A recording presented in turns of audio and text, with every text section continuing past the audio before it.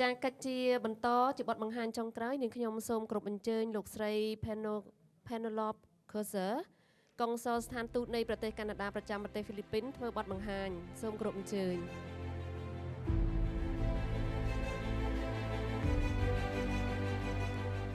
Good afternoon.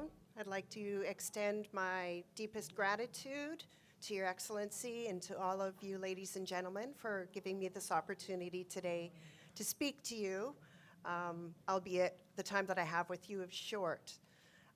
I'd just like to let you know that the Embassy of Canada here in Cambodia does have a booth at Cafe 25. So if you have any questions or would like more information, please feel free to drop by our booth, speak to our representatives from the Canadian Embassy. I know we have our Trade Commissioner here, Bun Leng, who would be more than happy to answer questions and give you further direction. So I'm here today to talk to you about how to export your products to Canada. My understanding is that's what you're interested in, is how can you get your products to Canada. I understand that Canada does have limited imports from Cambodia. However, having said that, we have more and more interest obtaining products from countries such as yours. We have a very strong, culturally diverse population, and it's becoming more and more culturally diverse every year. We have a large number of Cambodians that are now calling Canada home, and I know that they are looking forward to having greater access to the comfort foods, to the foods that they grew up with, that they went to the wet markets to purchase, to expose their children to these products as they grow up in Canada. Canada does import a large amount of food because of our climate. We have very cold winters, which gives us a limited growing season.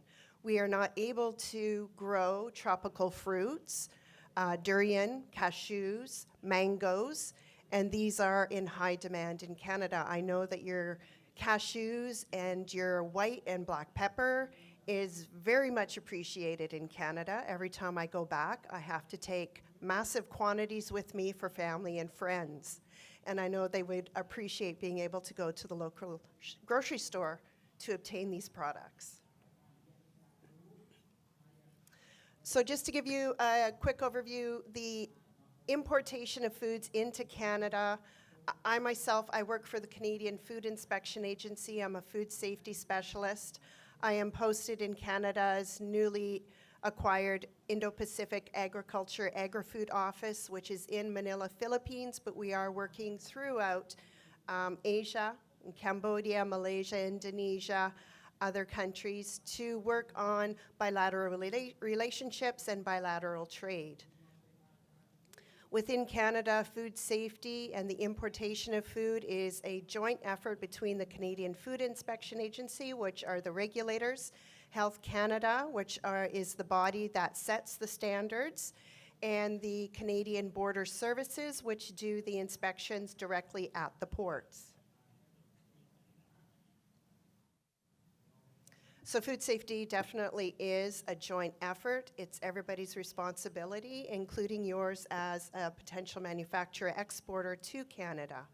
What I would like to emphasize is that for you to export to Canada, your key is to connect with a licensed importer.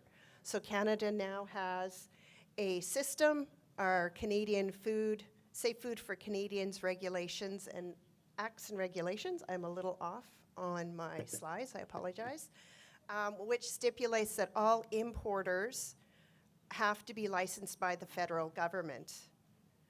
These are the basic steps that an importer would follow in order to bring food into Canada. So you as an exporter, you're basically responsible for, number one, requirements. You need to understand what Canadian requirements are in order to get your product into Canada.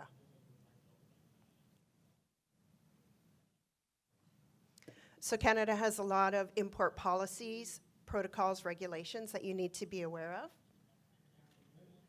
And all of this information is readily available to you through our AIR system. So you can go onto the internet, you can go into our AIR system, you can look for information based on country of origin and product. It will tell you what is required. If what you are looking for is not readily available in AIRS, you can always Google Ask CFIA, so ASK, CFIA, and you can fill out a form which will submit your request to the appropriate department within Canada. So all of product imported into Canada is required to meet our regulations with our new Safe Food Canadians regulations. In addition to meeting our standards for microbial chemical contaminants, you also are required to have strong labeling guidelines. You need to meet our labeling guidelines. I would like to emphasize that from the importation of food, the most challenges we have is with regards to undeclared allergens.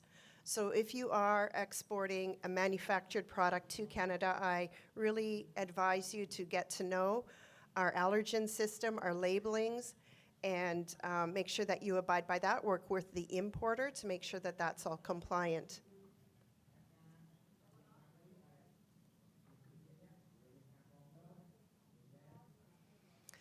On our website, you can find access to all of the internal guidelines that I mentioned that you need to be aware of with regards to MRL's pesticides. And as I mentioned, we operate under the Food and Drugs Act and the Safe Food for Canadians Act. Historically, we had individual acts and regulations for each type of food product, but in 2019, we amalgamated this into one act in order to move forward with a One Health approach, a simplified inspection approach, which applies to all products regardless of origin.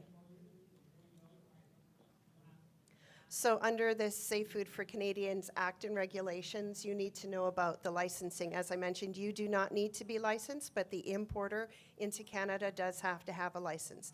In order to obtain the license, that importer has to be able to prove that there are preventative control plans for that product, identifying the hazard, and that there are mitigation processes in effect to minimize the hazards. There has to be clear labeling on the product, identifying what it is, where it comes from, and there has to be traceability.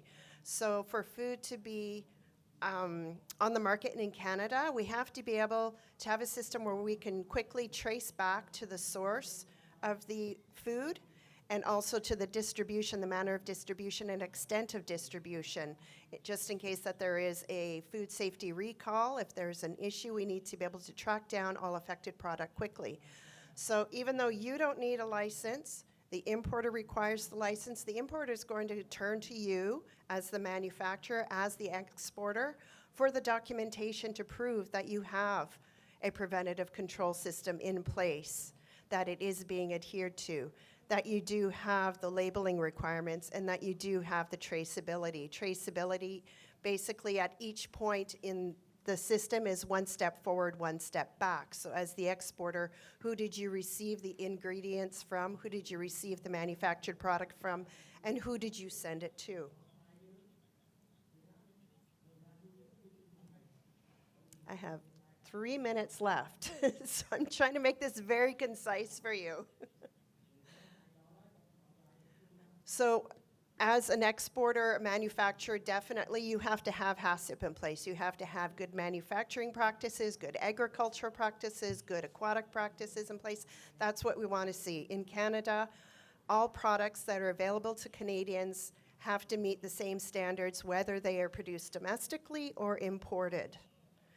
We operate under Codex, IPPC, and WOA guidelines. We are world leaders in those areas. We actively contribute to the development of those international guidelines as well. I'm just going to permissions. I want to go forward. Oh yes, the border.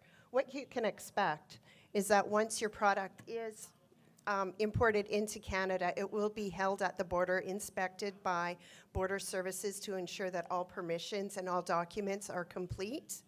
It may be subjected to a hold and test by the Canadian Food Inspection Agency.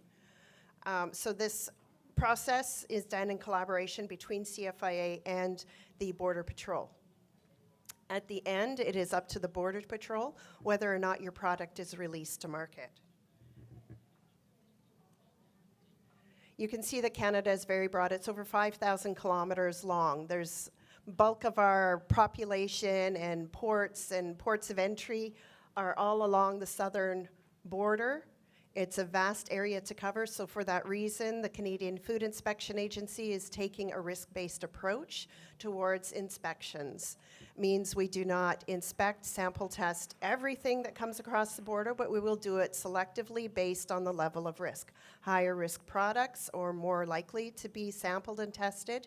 Lower risk products will be sampled at a lower frequency. We do have programs where food products are tested at the border. Those are called border blitzes. They can be sampled and tested at distribution centers. We also have programs where food samples are taken at retail to see what the consumers are taking at home. We test for pesticides, drug residues, microbial contaminants, etc.